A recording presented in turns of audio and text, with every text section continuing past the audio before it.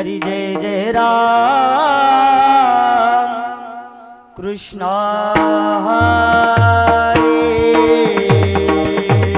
जय जय राम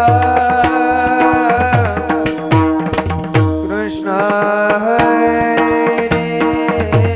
जय जय राम कृष्ण हरी जय जय राम कृष्ण हरी जय जय राम कृष्ण हरी हरी जय जय राम कृष्ण हरी जय जय राम कृष्ण हरी जय जय राम कृष्ण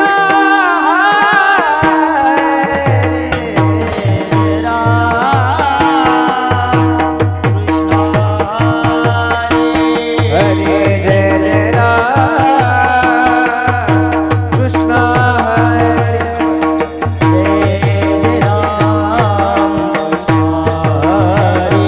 हरी हरि हरि जय जय राम कृष्ण हरी हरि जय जय राम कृष्ण हरी हरि जय जय राम कृष्ण हरि जय जय राम कृष्ण हरि जय जय राम कृष्ण हरि जय जय राम कृष्ण हरि जय जय राम कृष्ण जय राम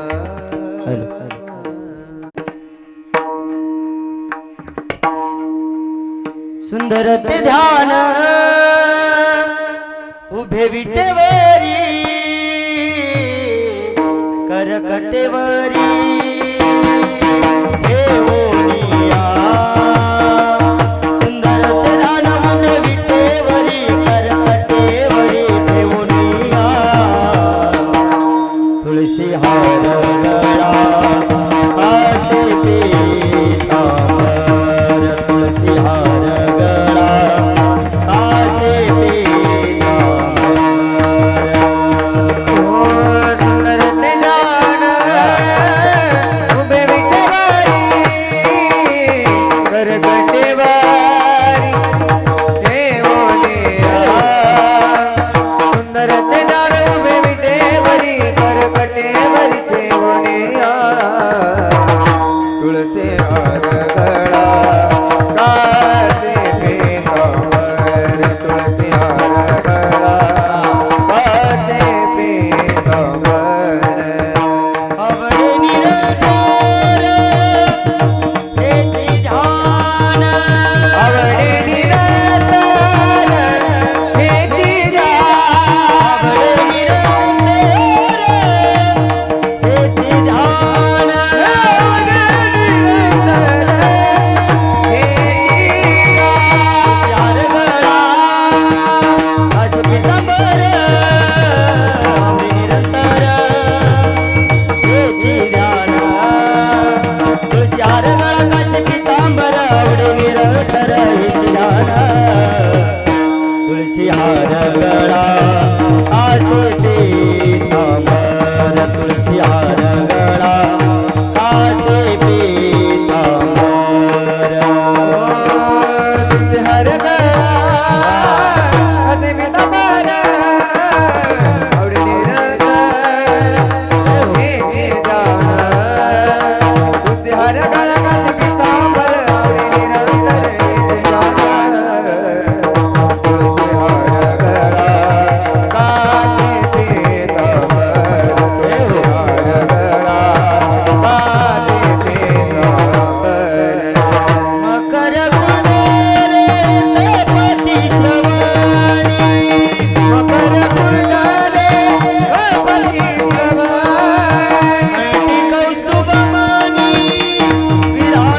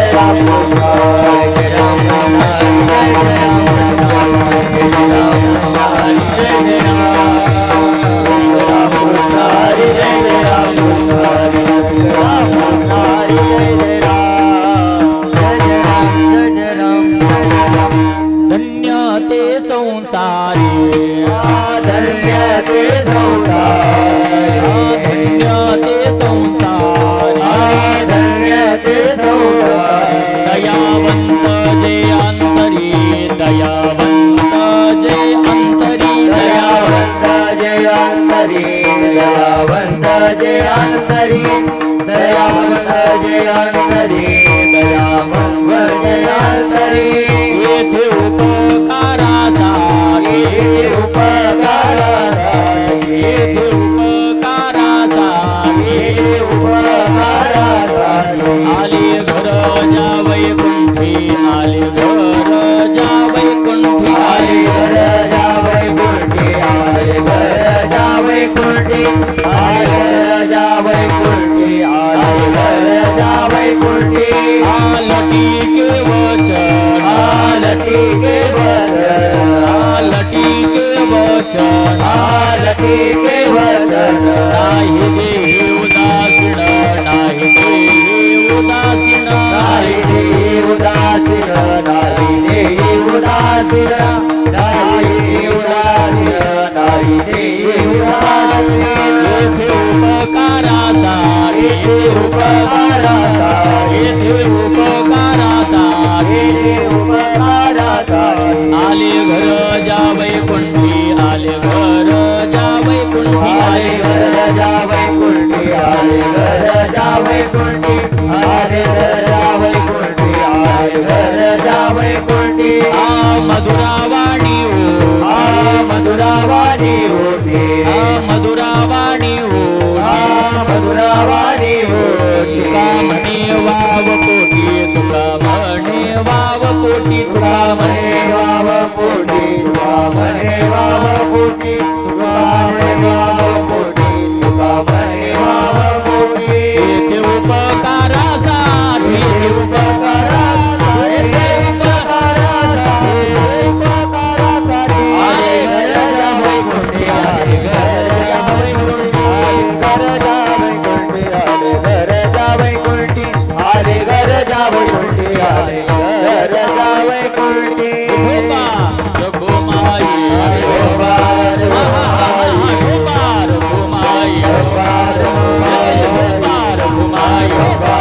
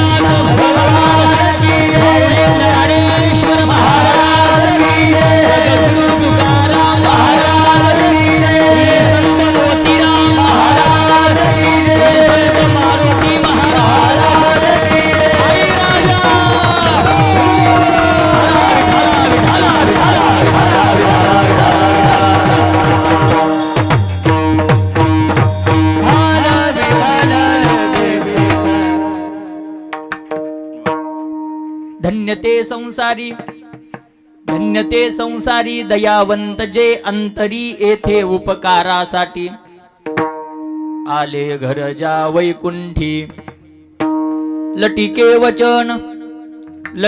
वचन नाही देही उदासीन येथे उपकारासाठी आले घर जा वैकुंठी मधुरावाणी ओटी मधुरावाणी ओटी तुका म्हणे वाव पोटी येथे उपकारासाठी आले घर जा वैकुंठी विठाला विठाला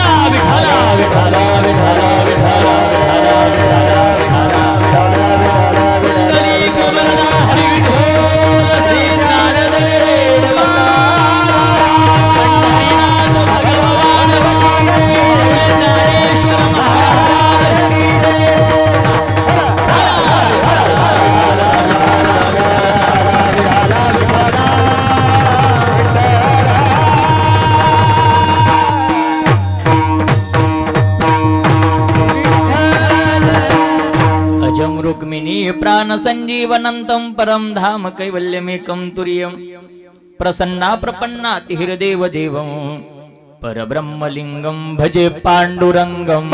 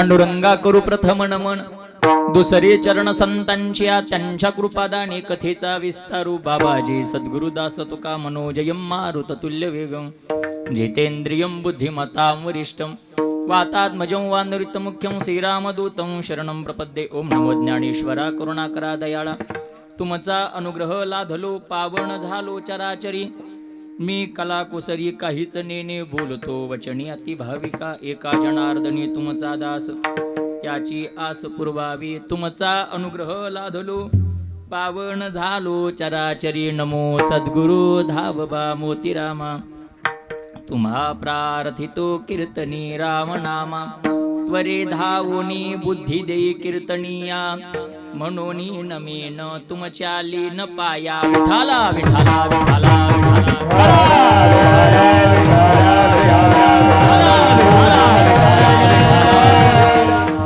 धन्य ते संसारी दयावंत जे अंतरी येथे उपकारासाठी आले घर जा वैकुंठी प्रस्तुत प्राप्त प्रसंगी सेवेसाठी निवडलेला अभंग जगमान्य लोकमान्य तमाम वारकऱ्यांचं हृदयस्थान वैराग्याचे मूर्तिमंत पुतळे देहूचे सुप्रसिद्ध साधू जगद्गुरु तुकोबाराय यांचा 4 चरणाचा संतपर प्रकरणातील अभंग असून आजच्या अभंगाच्या माध्यमातून तुकोबाराय संतांचे लक्षण सांगून संतांना धन्यता देतात विठाला विठाला विठाला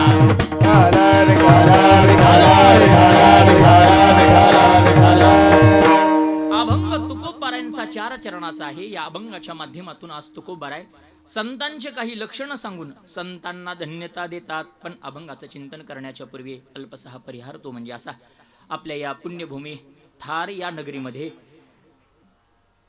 भगवान ग्रामदैवत हनुमंतरायाच्या पावन दरबारात आणि जगदंबा मातेच्या अर्थात महाकाली जगदंबा मातेच्या दरबारात हा 1 दिवसाचा भक्ती महोत्सव, हा 1 दिवसाचा रोटाचा कार्यक्रम, देवीच्या रोटाचा कार्यक्रम, त्या रोटाच्या कार्यक्रमाचे आयोजन करते आमचे परमार्थ स्नेही आदरणीय केशवराव बळीराम मस्के आणि त्यांचा संपूर्ण मस्के परिवार, त्यामध्ये त्यांचे दोन्ही चिरंजीव आमचे मित्र हरिभक्तपरायण आमचे अमोल महाराज मस्के आणि महाराष्ट्रातील सुप्रसिद्ध मृदंगाचार्य तालमणी तालरत्न तालभास्कर जे पखवाजाच्या उत्तम साथीकरिता या ठिकाणी उपस्थित आहेत, ते हरिभक्तपरायण आमचे जीवलग मित्र विकास महाराज मस्के. एकदा जोरदार टाळी उद्या.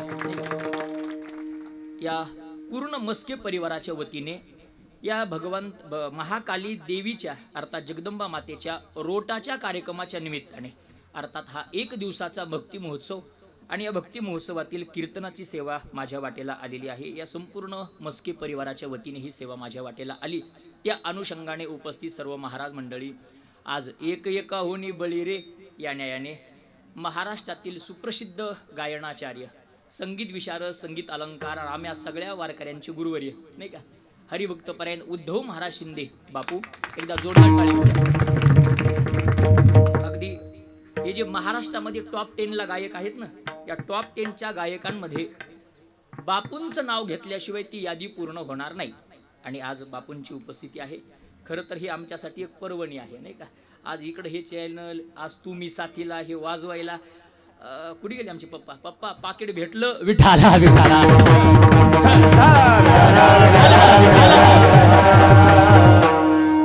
तसेच सगळे महाराष्ट्रातील सुप्रसिद्ध गायनाचार्य ज्यांनी अगदी गोड चालीची साथ केली ते संगीत विशारद संगीत अलंकार गुरुजींचे शिष्य आमचे योगेश महाराज मोरे आहेरवाडीकर. पलीकडे हे पण गुरुजीचे शिष्य आमचे हरिभक्तपरायण संगीत विशारद संगीत अलंकार निवर्ती महाराज किरडे.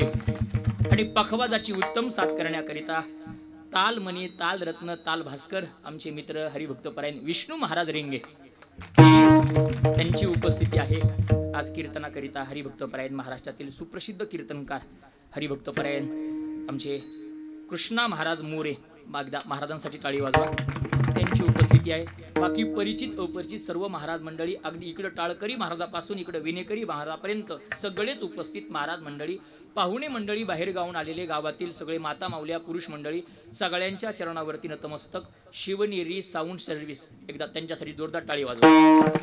आणि आपल्या या कीर्तनाचं प्रशिक्षक म्हणजे शूटिंग करण्याकरिता नाही का, म्हणजे आजचं कीर्तन पुन्हा ऐकायला आपल्याला मिळणार आहे ते जय हो यूट्यूब चॅनल. महाराष्ट्रातील एक सुप्रसिद्ध चॅनल पैकी एकमेव ते चॅनल आहे. आज त्यांची उपस्थिती आहे. खरं सांगू का, हे एवढे जे जमलेत ना, ते अर्थासाठी नाही, फक्त प्रेमासाठी आणि ते विकासच्या. विठाला विठाला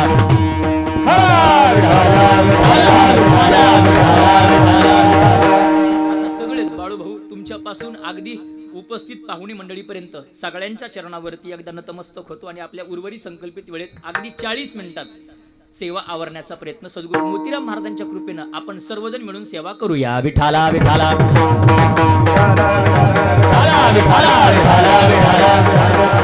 जगदंबा मातेचे हा रोट आहे आणि त्या रोटाच्या निमित्ताने हा एक दिवसाचा भक्ती महोत्सव, त्यातली ही कीर्तनाची सेवा, त्या अनुषंगाने आपण अभंग तुकोबारांचा घेतलाय. 4 चरणाचा संतपर प्रकरणातील अभंग आहे. या आजच्या अभंगाच्या माध्यमातून तुकोबार आहे संतांची काही लक्षणं सांगतात आणि संतांना धन्यता देतात. विठाला विठाला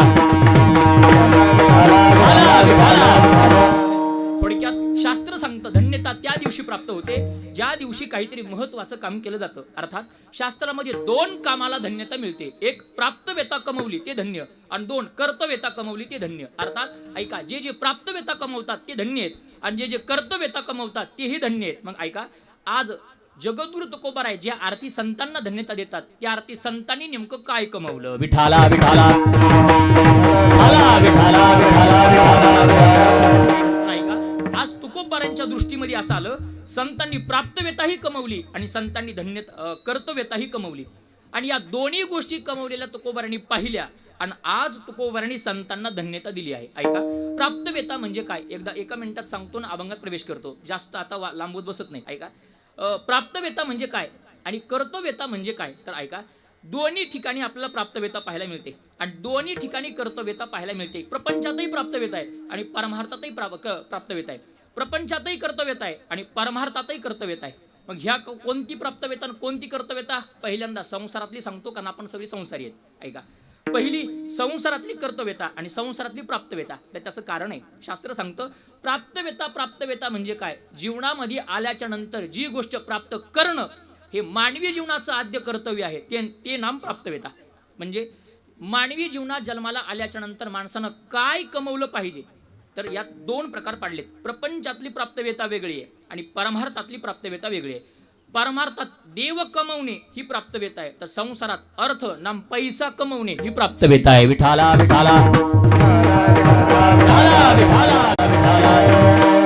दोन्ही गोष्टी ठिकाणी पाहायला मिळतात. परमार्थात देव कमवला पाहिजे कारण त्याच्यासाठी देवे दिला देह भजना गोमटा, तो या झाला फाटा बाधिकेचा, किंवा दिले इंद्रिय हात पाय कान डोळे मुख बोलाया वचन. कशासाठी, जेणे तू जोडसी नारायण एक, नासे जीवपण भवरोग. या 2 कामासाठी भगवंताने इंद्रिय दिले. कसे दिले इंद्रिय हात पाय कान, कशासाठी, जेणे तू जोडसी नारायण एक आणि नासे जीवपण भवरोग. या 2 कामासाठी भगवंताने हा देह दिलाय. मग या जन्माला नंतर त्याचं नामचिंतन केलं पाहिजे. किंवा ज्ञानोबारांची फार सोपी भाषा आहे. महाराज म्हणतात, माझी ये भक्तिवीण जळोते जी आले पण आगा पृथ्वीवरी पाषाण नसती काही आगा पृथ्वीवरी पाषाण. माझी भक्तिवीण जळोते जी आले पण. महाराज म्हणतात, माझ्या भक्तीशिवाय एखाद्याचं जीवन असेल तर दगडासारखं आहे. जीवान वेकाळ सरपा, जीवान वेकाळ सर्व आहे, जीवान वेकाळ सर्व आहे, जीवान वेकाळ सर्व आहे. नामाविन मुख सर्पाचे ते बिळ, जीवान वेकाळ सर्प आहे, जीवान वेकाळ सर्प आहे. नामाविन मुख सर्पाचे ते बिळ, जीवान वेकाळ सर्प आहे, जीवान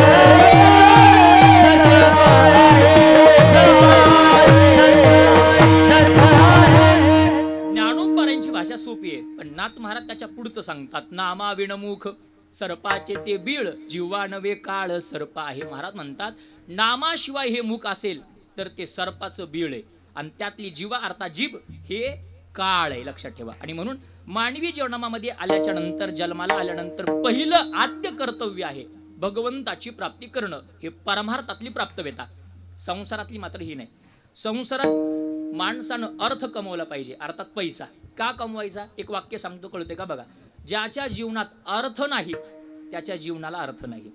वाक्य कळते, ज्याच्या जीवनात अर्थ नाही त्याच्या जीवनाला अर्थ नाही. मग जीवनाला अर्थ असावा वाटत असेल तर अर्थ न पैसा कमवा. का कमवा? अजून एक सांगतो.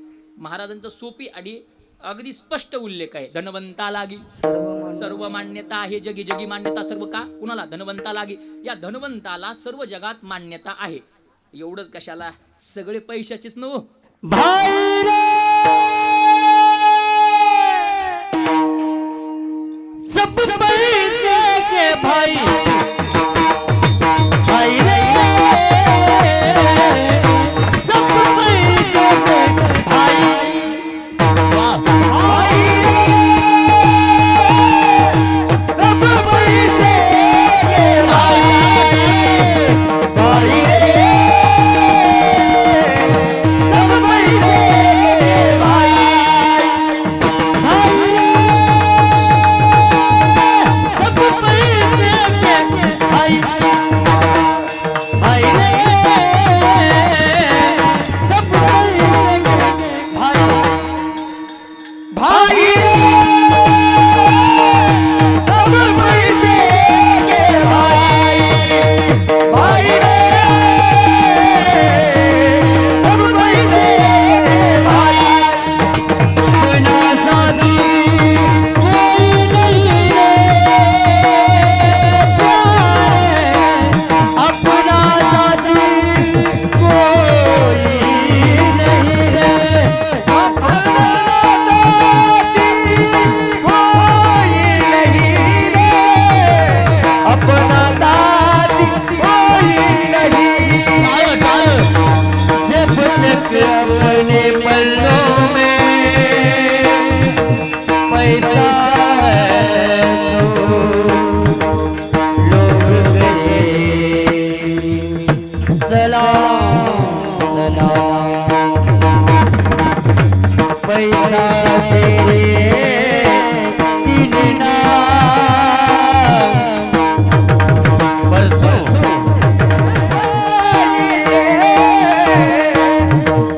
भाई रे अपना हाँ हाँ कोई नहीं रे, अपना कोई नहीं रे, सब पैसे के भाई, सब पैसे के भाई, भाई रे सब पैसे के भाई, भाई रे सब पैसे के भाई, भाई सब पैसे के भाई, भाई भाई भाई भाई भाई भाई भाई भाई भाई भाई, जोरदार जोरदार अशा सावकाशने. वा क्या बात आहे गुरुजी. झालं ना कीर्तनीतच नाही का? अगदी गोड महाराज, अगदी गोड. सब पैसे के बाही. परमार्थातली प्राप्तवेता वेगळी आणि संसारातली प्राप्तवेता वेगळी. परमार्थात प्राप्तवेता देव कमवणे आहे, तर संसारात प्राप्तवेता धन कमवणे अर्थात पैसा. विठाला विठाला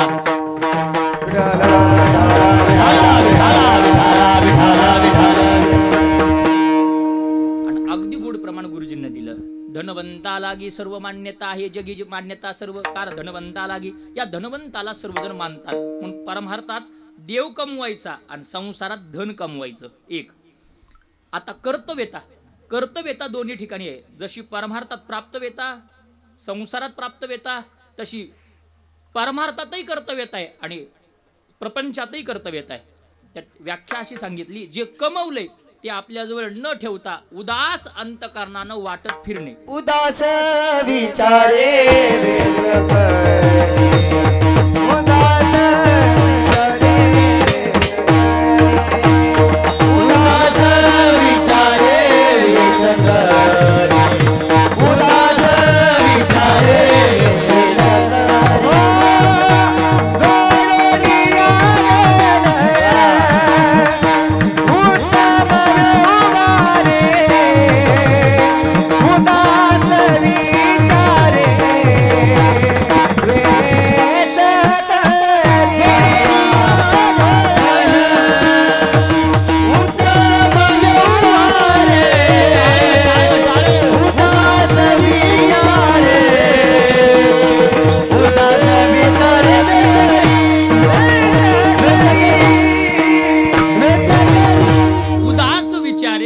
करी जोडून या धन, उत्तम व्यवहारे उदास विचारे वेच करी. प्रपंचामध्ये पैसा कमवायचा आणि कमवलेला आपल्याजवळ न ठेवता उदास विचारे वेच करी, तो उदास अंतकरणानं खर्च करायचा. याला म्हणतात प्रपंचातलं कर्तव्यता. आणि परमार्थातही तसंच आहे. देव कमवायचा ना आपल्याजवळ ठेवायचा नाही, तो लोकांसाठी खर्च करायचा. ही परमार्थातली कर्तव्यता आहे. काय बघा, थोडं आजच्या अभंगाच्या दृष्टिकोनातून अभंगात प्रवेश करण्याकरिता माझ्यासमोर 4 प्रकारचे वर्ग उभे राहतात. कोणते कोणते ऐका. पहिला वर्ग आहे काही प्राप्तव्यतेने धन्य आहेत पण कर्तव्यतेने शून्य आहेत. दुसरा काही कर्तव्यतेने शून्य आहेत पण प्राप्तव्यतेने धन्य आहेत. तिसरा प्राप्तव्यतेने शून्य कर्तव्यतेने शून्य. आणि चौथा जो आजच्या अभंगात आलाय तो म्हणजे प्राप्तव्यतेने धन्य आणि कर्तव्यतेने धन्य. विठाला विठाला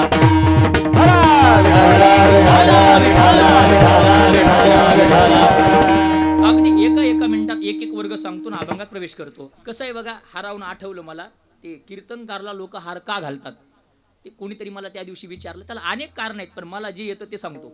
आम्हाला हार का घालतात माहितीये? अगदी गोड उत्तर माफी मागून बोलतो. कीर्तनकाराला लोक हार घालतात ते त्याला कीर्तनकाराला सांगत असतात, बुवा हार घालण्याच्या लायकीचा राहा. बाकी काही नाही. असे अनेक कारण आहेत ते आता सांगत बसत नाही. 4 प्रकारचे वर्ग आहेत. पहिला वर्ग आहे प्राप्तव्यतेने धन्य कर्तव्यतेने शून्य. हा पहिला वर्ग दोन्ही ठिकाणी पाहायला मिळतो. परमार्थातही असा एक वर्ग आहे आणि प्रपंचातही असा एक वर्ग आहे. कसा? प्राप्तव्यतेने धन्य आहे पण कर्तव्यतेच्या बाबतीत मात्र शून्य ठरला. परमार्थातला कोणी सांगतो? परमार्थात तुकोबाऱ्यांनी अशा लोकांवरती शेरा मारला ज्या लोकांनी प्राप्तव्यता कमवली, आयुष्याची राख रांगोळी केली नाही, ते खटाटोपी केल्या आणि जगाच्या मालकाची प्राप्ती केली. अर्थात देव कमवला, ते प्राप्तव्यतेने धन्य आहेत पण जगताचा विचार केला नाही. कोण? तुकोबाराय या मुनी लोकाबद्दल बोलतात. मुनी मुक्त झाले वेणे गर्भवासा आम्हा विष्णुदासा सुलभतो आम्हा विष्णुदासा. का? कारण मुनी मुक्त झाले वेणे गर्भवासा. या गर्भवासाच्या भीतीने मुनी लोक मुक्त झाले. मुक्त झाले नाम भगवंताची प्राप्ती त्यांना झाली पण स्वतःचं कल्याण केलं. या मुनी लोकांनी जगाचा विचार केला. कोणाला म्हणतात मुनी? ऐका सांगतो. हे मुनी संत साधू साधारण साधक याची व्याख्या काय? अगदी अर्ध्या वाक्यात त्याची एक व्याख्या. कशी? 6 आपल्याकडं अवगुण आहेत. त्या 6 गुणांना जे धारण करतात ते तुम्ही आम्ही साधारण. या 6 गुणांना जे धारण करतात ते तुम्ही आम्ही साधारण. हे 6 ज्यांनी धाकात ठेवले ते साधक. हे 6 ज्यांनी धाकात ठेवले ते साधक. या 6चा ज्यांनी अंत केला ते संत. हे 6 ज्यांनी धुतले ते साधू. जे संसारावरती रुसले ते ऋषी आणि जे संसाराबद्दल मौन पाळतात ते मुनी. विठाला विठाला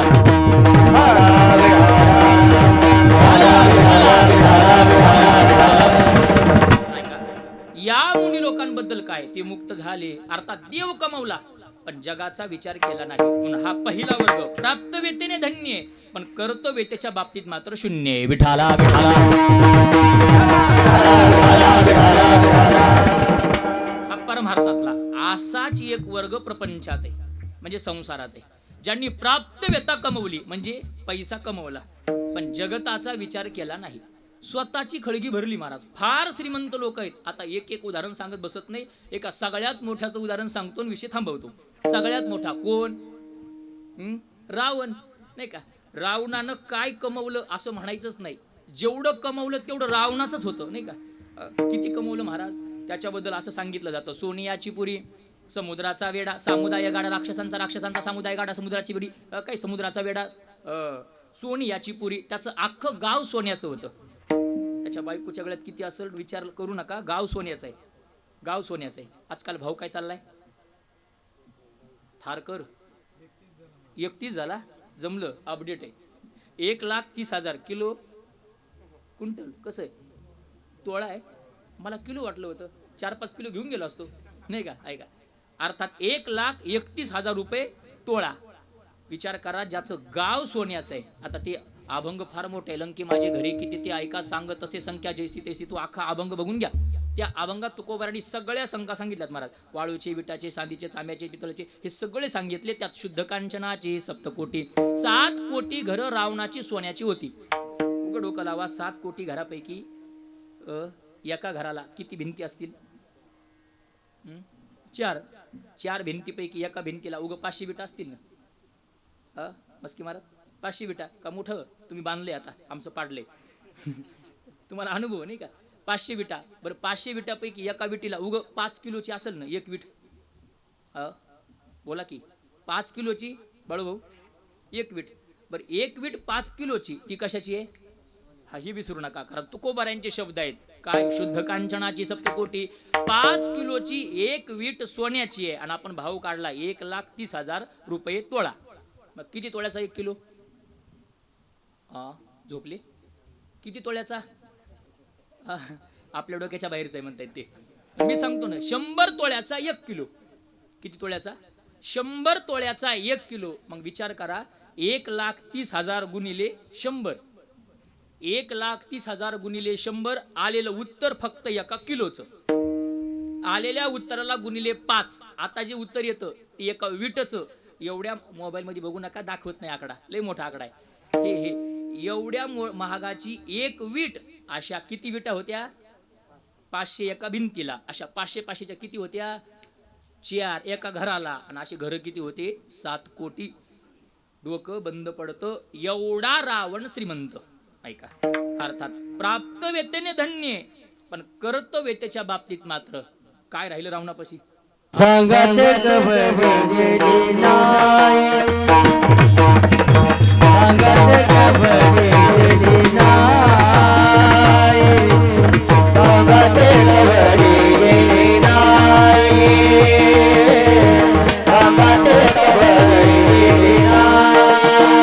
कामन जाती संपदाच बडी, संगत कबड्डी गेली नाही, संगत कबड्डी गेली नाही, संगत कबड्डी गेली नाही. कामन जाती संपदाच बडी, संगत कबड्डी गेली नाही, संगत कबड्डी गेली नाही, संगत कबड्डी गेली नाही. सांगाते कवडी गेली नाही, अर्थात हा रावण आहे. प्राप्त वेतेने धन्य आहे, पण कर्तव्यतेच्या बाबतीत मात्र शून्य आहे. विठाला विठाला. हा पहिला वर्ग. दुसरा वर्ग सांगितला काही प्राप्त वेतेने शून्य आहेत, पण कर्तव्यतेच्या बाबतीत मात्र धन्य आहेत. दोन्ही ठिकाणी पाहायला मिळतात. प्रपंचातही असा वर्ग आहे आणि संसारातही परमार्थातही असा वर्ग आहे.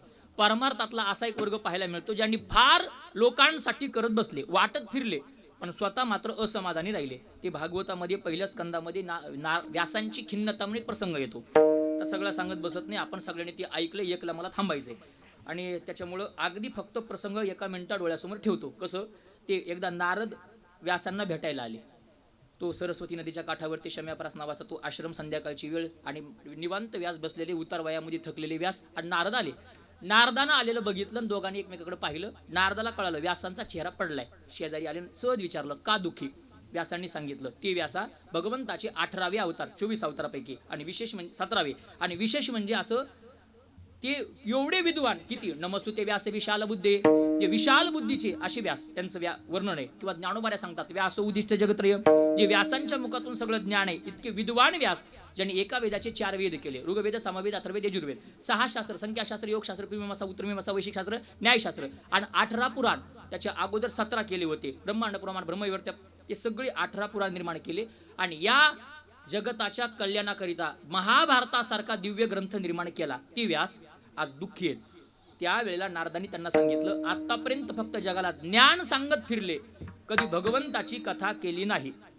म्हणून 18वं पुराण लिहायला सांगितलं, ते म्हणजे श्रीमद भागवत कथा. तो नंतरचा प्रसंग आता मी सांगत बसत नाही, त्याच्या फक्त पूर्व पिटिका तुमच्या समोर ठेवतो. जे विद्वान व्यास जगाला 4 वेद, 6 शास्त्र, 17 पुराण देतात, ते सुद्धा असमाधानी, अर्थात प्राप्त वेतेने शून्य आहेत, पण कर्तव्यतेच्या बाबतीत मात्र धन्य आहेत. विठाला विठाला.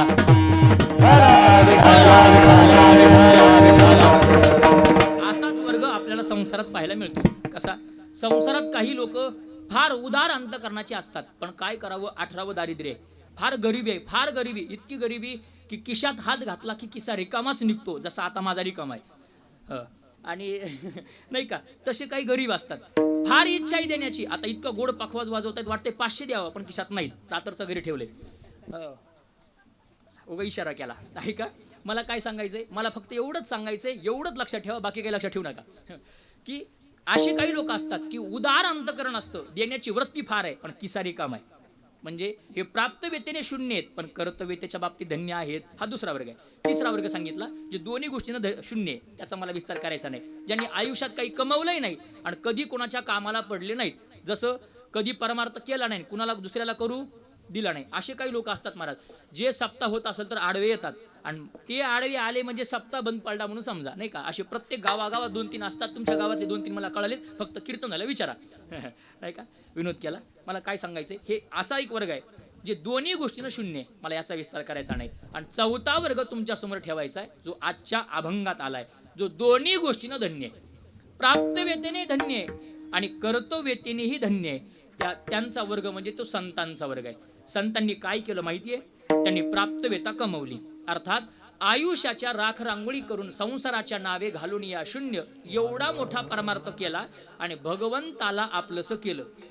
आपलंसं केलं म्हणण्यापेक्षा देव आपल्या हातात आकळला, जो कधी कोणाला आकळत नाही, एरवी नाकळे तो जगाचा मालक भगवंत. साधू संतांनी भक्तीच्या जोरावरती भावबळे आकळे भावाने तो भगवंत आपलासा केला. पण इथपर्यंत संत थांबले नाहीत. संतांनी काय केलं नामदेव भैया, संतांनी आपल्या जवळचा देव आपल्या जवळ न ठेवता जगाचं कल्याण व्हावं या हेतूने, कारण जगाच्या कल्याणा संतांच्या विभूती, देह कष्टभीती परोपकारी, परोपकारी देह कष्टभीती, जगाच्या कल्याण संतांच्या विभूती, विभूती संतांच्या जगाच्या कल्याण देह कष्टभीती परोपकारी, परोपकार करण्याकरिता आणि जगाचं कल्याण व्हावं याकरिता संतांनी काय केलं माहितीये, बुडतेजन न देखवे डोळा येत असे कळवळा, म्हणून या येत असे कळवळा, का बुडतेजन न देखवे डोळा, डोळा न देखवे बुडतेजन म्हणून येत असे कळवळा. आणि या कळवळा आल्याच्या नंतर संतांनी काय केलं तर आपल्या जवळचा देव तुमच्या आमच्या गावात आणला. सोडावं, गावाच्या पुढे सांगतो, प्रत्येकाच्या दारादारात आणला आणि मोठ्या मोठ्यानं हाका मारून संत देव घ्या कोणी, देव घ्या कोणी, देव घ्या कोणी, देव घ्या कोणी, देव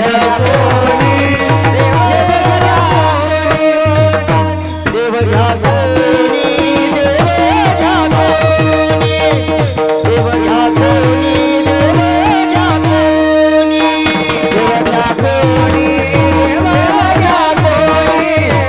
देव घ्या कोणी,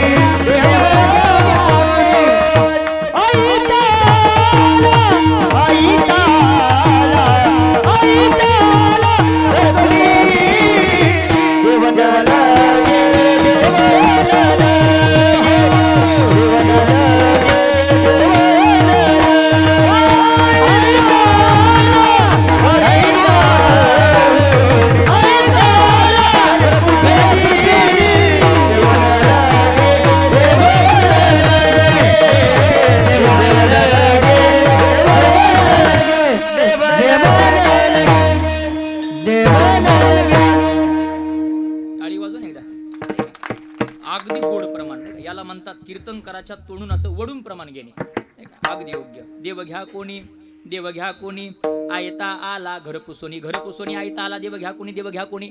साधू संतांनी तो देव जगाच्या मालक आपल्या सगळ्यांच्या दारासमोर आणून ठेवला. का? तुमचं आमचं कल्याण व्हावं याकरिता. एक वाक्य सांगतो, आमचा वारकरी संप्रदाय अप्पलपोट्या नाही, तो देणार आहे, पण नुसता देत फिरणारा नाही. प्राप्तव्यतेने शून्य, कर्तव्यतेने धन्य असा नाही, दोन्ही गोष्टीनं धन्य आहे. म्हणजे कसं, आमच्या संतांनी काय केलं, सेवितो हा रस, मग वाटितो अनिका, वाटितो अनिका नंतर, पण अगोदर सेवितो हा रस. याच्या पुढे अनुभव आले अंगा, ते या जगा देत असे जगा ते या, कधी अनुभव आले अंगा.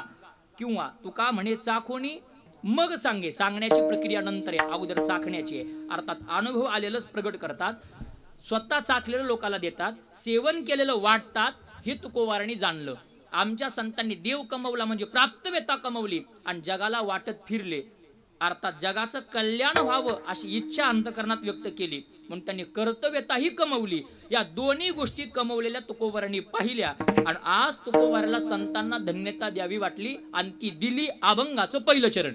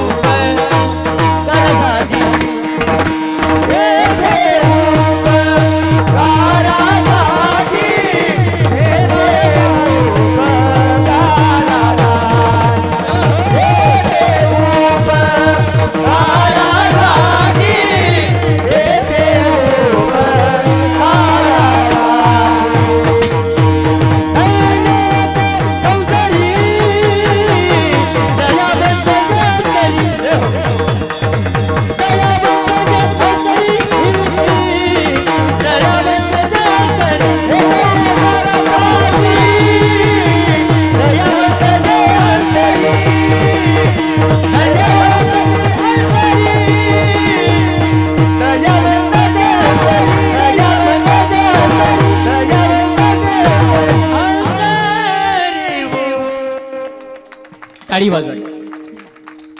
अगदी गोडगोज काय आवाज आहे नाही का महाराज. तुमचा आवाज म्हणजे समृद्धी महामार्ग आहे, कुठं स्पीड ब्रेकर नाही.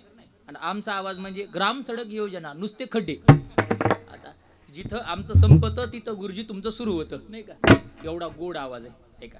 अभंगाच्या पहिल्या चरणाच्या माध्यमातून तुकोबारायांनी त्या संतांना धन्यता दिली. धन्य ते संसारी, या संसारात ते धन्य. मग कोण धन्य. आता राहिलेला सगळा अभंग फक्त लक्षणं सांगितलेत. कोण धन्य. दयावंत जे अंतरी ते धन्य. कोण धन्य. येथे उपकारासाठी आले ते धन्य. कुठून आले. आले घरजा वैकुंठी ते धन्य. अजून कोण. लटिके वचन नाही ते धन्य. देही उदासीन ते धन्य. अजून कोण धन्य. मधुरावाणी ओटी ते धन्य. आणि तुका म्हणे वाव पोटी ते धन्य. विठोबा रखुमाई हरी विठोबा रखुमाई, विठोबा रखुमाई, विठोबा रखुमाई, विठोबा रखुमाई, विठोबा रखुमाई, विठोबा रखुमाई, विठोबा रखुमाई, विठोबा रखुमाई,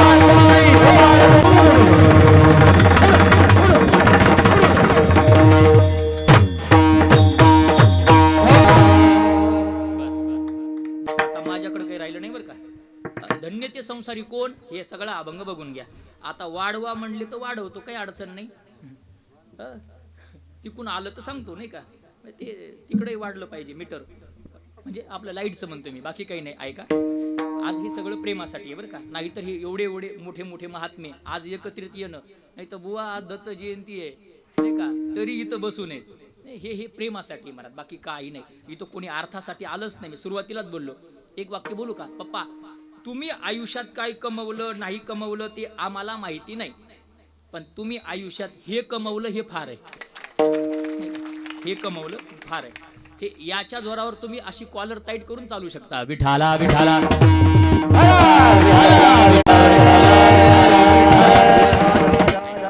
धन्य ते संसारी कोण धन्य. दयावंत जे अंतरी, अंतकरणात ज्याच्या दयावंत आहेत ते संत धन्य. कोण धन्य. ऐका, इथं वैकुंठवासी श्री हरिभक्तपरायण मोठे महाराज अर्थात गुरुवर्य कीर्तन महर्षी मारुती महाराज दस्तापूरकर एक फार गोड दृष्टांत सांगायचे. काय म्हणे, त्यांचं युट्यूबला एकच कीर्तन आहे, मन उनी शरण जावे या अभंगावर. या अभंगावर बोलत असताना ते बहु आहे करुणावंत, करुणावंतावर जी व्याख्या लावली ती व्याख्या उचलतो आणि ते टाकतो. दयावंत कोण. दयावंत मोठे महाराज म्हणायचे, म्हणे ज्याच्या अंतकरणामध्ये दया करत असताना समोर कोण आहे हा पाहिला जातो तो दयावान आहे. दयावान आहे. पण समोर कोणी असू द्या, दया करत असताना किंचितही माग पुढं पाहत नाही तो दयावंत आहे. अर्थात दया सारखीच आहे, पण समोरचा कोण आहे हा पाहिला जातो. जर आपला असेल, आपला जवळचा, तर त्याच्याबद्दल अंतकरणात दया जास्त निर्माण होते सर्वसामान्य माणसांच्या. पण संत त्यांना म्हणतात, हे संत त्यांना म्हणतात समोर कोण आहे हे पाहिलं जात नाही. अर्थात जी दया आपल्या मुलाबाळावरती, तीच दया समोरच्या दासावरती करतात त्याला संत म्हणतात. दया करणे पुत्रासी, तेची दासा आणि दासी, प्रत्येकावरती सारखी दया, सर्वाभूती दया. ऐसे साधू म्हणावे ऐसिया, त्यालाच साधू म्हटलं जातं ज्यांची सगळ्यांवरती सारखी दया. किंवा अजून एक व्याख्या सांगतो, दयावान कोण आणि दयावंत कोण. ज्याची दया संपते तो दयावान, आणि ज्याची दया संपत नाही तो दयावंत. ते सगळीकडे लावून घ्या. भाग्यवान कोण आणि भाग्यवंत कोण. ज्याचं भाग्य संपत तो भाग्यवान, भाग्य संपत नाही तो भाग्यवान. धनवान कोण, धनवंत कोण. ज्याचं धन संपत तो तुम्ही आम्ही धनवान, आणि धन कधीच संपत नाही तो कुबेर, जगाचा मालक धनवान, धनवंत. अर्थात यात जी दया सांगितली, जे अंतकरणाच्या ठिकाणी दयावंत आहेत ते संत धन्य आहेत. ज्ञानोबा आहे, तुकोबा आहे, हे सगळे संत मंडळी समोर कोण आहे ह्या संतांनी पाहिलं नाही, प्रत्येकावरती दया सारखीच केली, ते दयावंत आहेत. ज्ञानोबाऱ्यांच्या जीवनातला एकच प्रसंग, ती गुरुजी तुम्ही आहेत म्हणून, बस मला ती अपेक्षित आहे. बस काय ज्ञानोबाऱ्यांची दया किती आहे बघा. ऐका ना, ज्ञानोबाऱ्यांना उगीच माऊली म्हटलं जात नाही. का माहितीये, कारण माऊलींनी जे प्रेम आपल्यावरती केलं ना, आपल्यावरती म्हणजे आपल्यावरती, आपल्या भावंडांवरती, तेच प्रेम जगावरती केले, तेच प्रेम. अहो, ज्या विसोबा चाटेने ज्ञानोबारायांच्या झोळीत शेण फेकलं, ज्या विसोबांनी झोळी फाडली त्याच विसोबा खेचरांना नामदेव महाराजांच्या गुरुस्थानी बसवलं. ही ज्ञानोबारांची दया आहे बघा, ज्ञानोबारांची दया. ज्ञानोबारांना सगळ्या साधू संतांनी आई म्हणून शब्द उच्चारला, सगळ्या साधू संतांनी माऊली म्हणून शब्द उच्चारला आणि सगळ्या साधू संतांनी ज्ञानोबारांना माय असा शब्द विचारला. का? त्याचं कारण आहे, जे आईचं अंतकरण आहे, जे माईचं अंतकरण आहे आणि जे माऊलीचं अंतकरण आहे ते आपल्या साधकांची माऊली म्हणजे ज्ञानोबारांचं अंतकरण आहे, ज्ञानोबारांचं अंतकरण. म्हणून सगळ्या संतांनी अगदी नाथ महाराजापासून नामदेव महाराजापासून चोखोबारायापासून सगळ्या संतांनी ज्ञानोबारांचे गोडवे गायले. ज्ञानबाई माझी अनाथाची माया, ज्ञानबाई माझी अनाथाची माया, ज्ञानबाई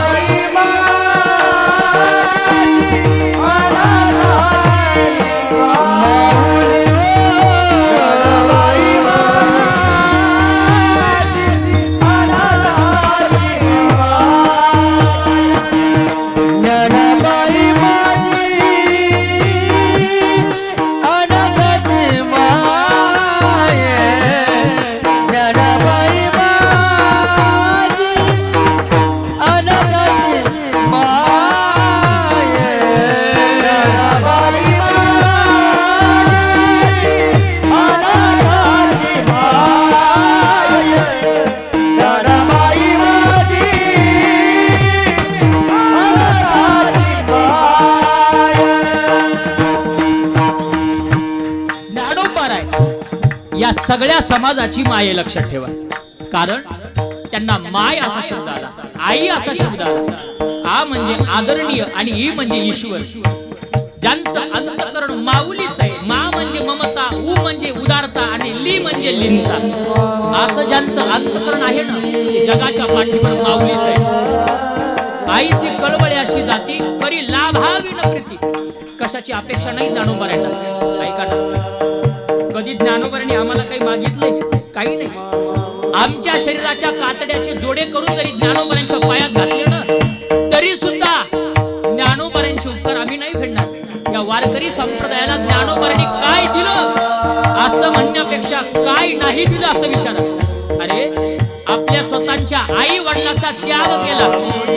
ही जी वारकरी संप्रदायाची इमारत आहे ना, ही वारकरी संप्रदायाची इमारत संत कृपा झाली, इमारत फळ आली. या इमारतीला पाया ज्ञानोबारांनी रचला आणि ज्ञानोबारांनी रूपी पाया रचत असताना आई वडील विठ्ठलपंत आणि रुक्मिणी आई साहेब असे दोन बळी ज्ञानोबारांनी दिले. त्यावेळेला हा पाया रचला गेला. म्हणून त्या ज्ञानोबारांना आई असं म्हटलं जातं. आई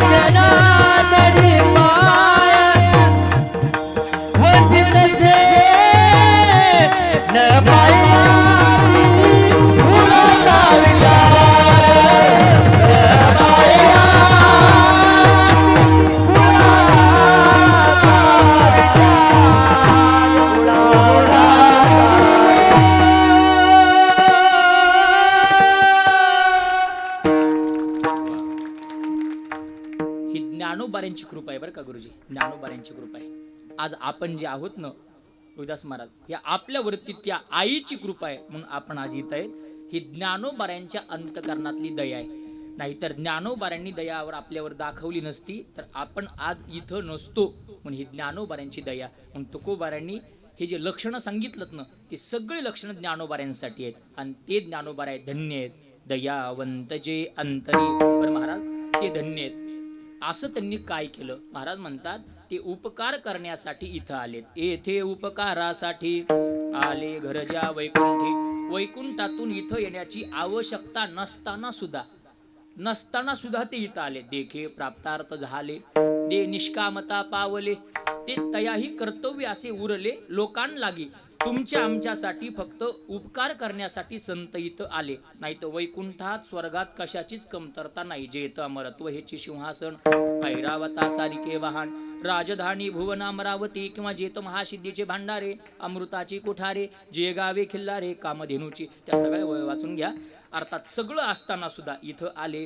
आणि इथं येण्याचे कुठलंच कारण नाहीये. जीवाला 3 कारण: पाप पुण्य वासना कर्म. केले कर्म झाले त्याची भोग आले. उपजले आले मेले ऐसे किती मी उपजले मेले, कारण केले कर्म झाले त्याची भोग आले. ते भोगण्याकरिता इथं यावं लागतं. जन्म घेणे लागे वासनेच्या संगे, संगे वासनेच्या जन्म घेणे लागे. हे वासनेमुळं. आणि पाप पुण्य करून जन्मा येतो प्राणी. या 3 कारणासाठी जीवाला यावं लागतं. देवही 3च कारणासाठी येतो: परित्राणाय साधूनाम, एक विनाशाय दुष्कृताम, 2 धर्म संस्थापनार्थ येतील, समवामी युगे युगे. पण संतांना मात्र एकही कारण नाही. कसं? पाप पुण्य संपले. तुका म्हणे आम्ही झालो अग्निरूप, लागोने दे पाप पुण्य अंगा. पाप पुण्य अंगा लागोने दे, कारण तुका म्हणे आम्ही झालो अग्निरूप. किंवा नातडे ते पाप पुण्य अंगा, त्यांच्या अंगाला पाप पुण्य लागत नाहीत. मग पाप पुण्य नसताना जन्माला येतात. एकच कारण आहे: येथे उपकारासाठी. कर्मही नाही, कारण कर्मधर्म त्यांचा झाला नारायण, त्यांचा कर्मदेव झालाय. कर्म शिल्लक नाही. म्हणजे कर्माने सुद्धा जगाची प्राप्ती, म्हणजे या जीवाची प्राप्ती होऊ शकत नाही.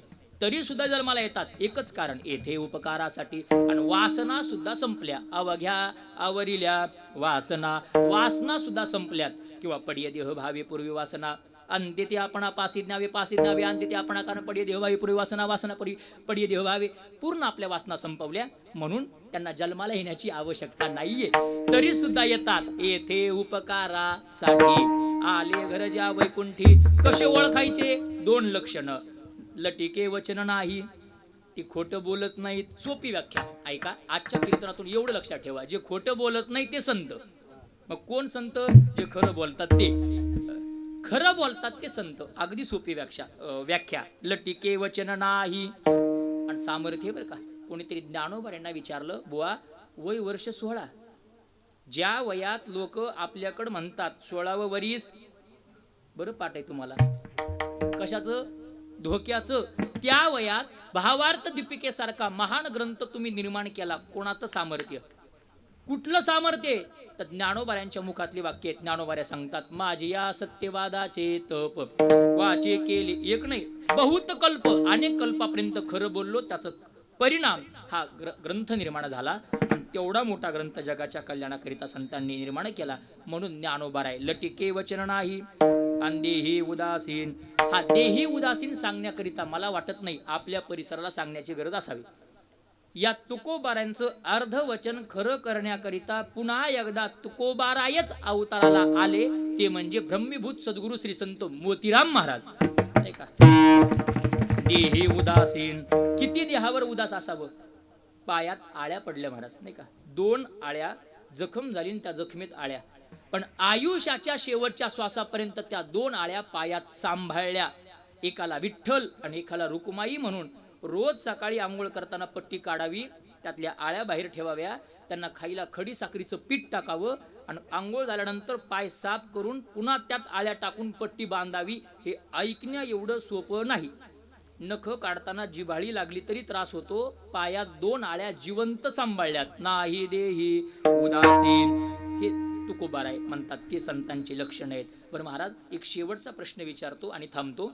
तुमचे संत खरं बोलतात, तुमचे संत लटकं बोलत नाहीत. खरं बोलतात, खरं बोलतात, खरं बोलतात.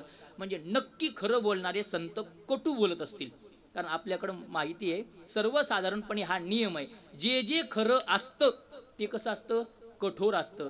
आपल्याकडे एक वाक्य म्हण आहे ना हो, खरं बोललं की बोला बोला बोला बोला कुणाला अहो सख्या माईला राग येतो, एवढं कठोर असतं. मग तुमचे संत खरं बोलतात म्हणजे खरंच कठोर बोलतात का?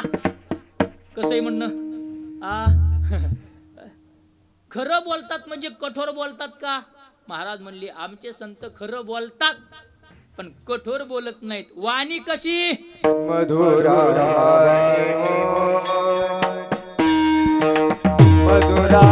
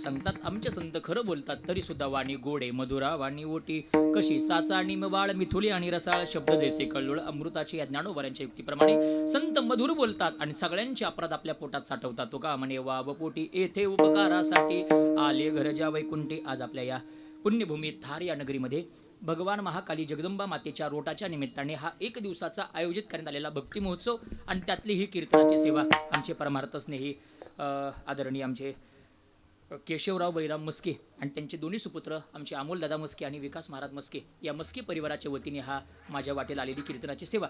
सगळे महाराज मंडळी आहेत, त्यामध्ये विशेष भर म्हणजे आज दुधात साखर म्हणजे आज बापूंची उपस्थिती आहे. एकदा परत बापूंसाठी जोरदार टाळी होऊ द्या.